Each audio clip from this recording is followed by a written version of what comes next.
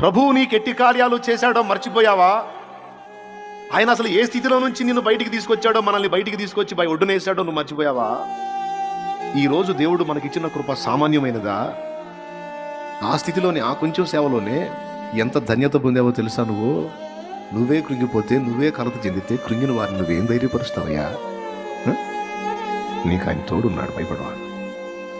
ఆ 4 మాటలే గాయాన్ని కట్టినట్టు ఉండేది. నాకు మందేస్తే కానీ గాయం మాడిపోయి అనిపించేది.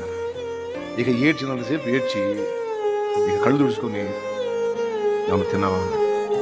తిన్నా. ఏమన్నా తెప్పించేదని? ఫలానా తెప్పించాను. నా సంతోషం కోసం.